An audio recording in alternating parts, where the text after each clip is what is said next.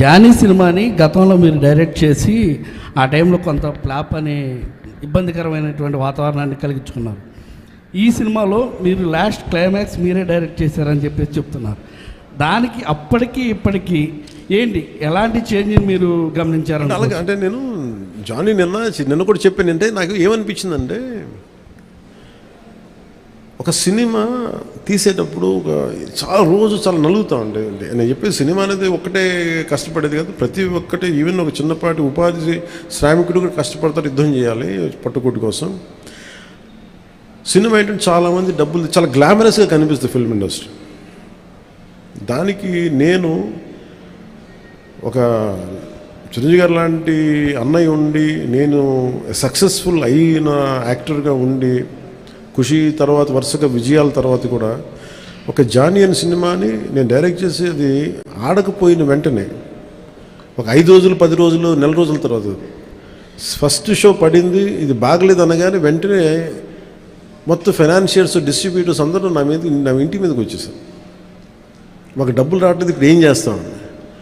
నా క్వశ్చన్ ఏముందంటే, మీకు డబ్బులు ఇచ్చినప్పుడు నాకు ఎప్పుడు ఎక్స్ట్రా ఇవ్వలేదు కదా, ఇప్పుడు డబ్బులు పోయినప్పుడు అది ఉండదు అక్కడ.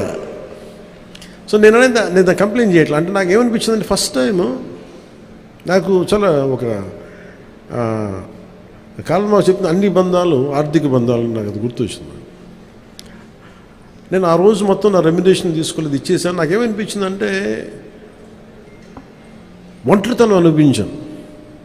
అంటే ఇప్పుడు ఎలా ఉంది అంటే, గత ప్రభుత్వం చేసిన ఒక దుర్మార్గాలన్నీ నేను చేసేసి అందరూ నిందిస్తుంటే నేను ఎంత బాధపడాలో, సినిమా ఫ్లాప్ అయితే నన్ను బాధపడమని అందరూ అలా చెప్తా ఉన్నాను. నా ఉద్దేశం ఏంటంటే, సినిమా చేసాం బాగలేదు, ఆడలేదు అంతే.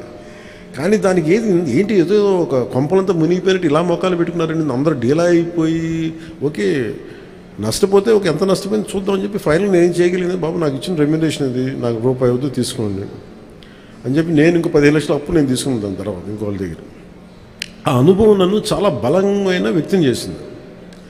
ఆ ఒక్క జానీ ఫెయిల్యూర్ నాకు ఎంత హెల్ప్ చేసిందంటే, పాలిటిక్స్లో హెల్ప్ చేసింది. నేను 2019లో ఓడిపోతే మళ్ళీ నాకు అదే గుర్తొచ్చింది. నేను ఎలా సర్వైవ్ అయ్యానప్పుడు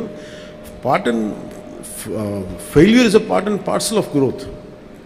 అది నాకు బాగా బలం ఇచ్చి, నిన్న ఒక నిర్మాత ఆ రోజు అన్ని ఇబ్బందులు లేవు, కానీ రత్నం గారు లాంటి వ్యక్తి,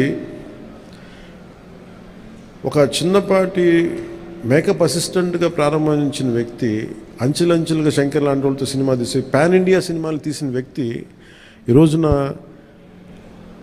సినిమా రిలీజులకి ఇబ్బంది పడతా ఉంటే నాకు అనిపించింది చాలా బాధేస్తుంది.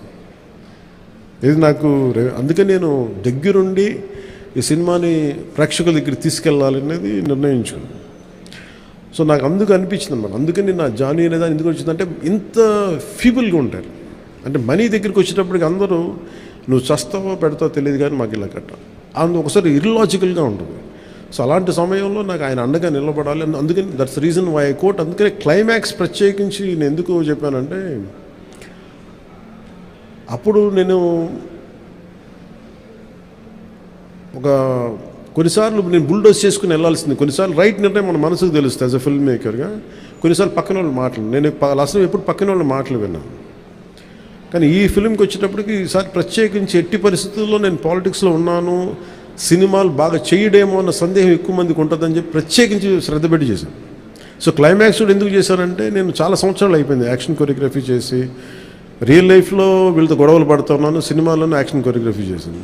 సో ప్రత్యేకించి ఆ particular episode it's close to my heart. చిన్నప్పుడు ఎప్పుడు పుస్తకాల్లో చదువుకున్నాం, హిందూగా బతకాలంటే జిజియాపుని కట్టాలి. సో ఆ బాధ ఏదో ఉండిపోయినట్టుంది ఎక్కడో. సో అది ఆ వెంటౌట్ తీసుకున్న అవకాశం దొరికింది, ఐ యూజ్డ్ ఇట్.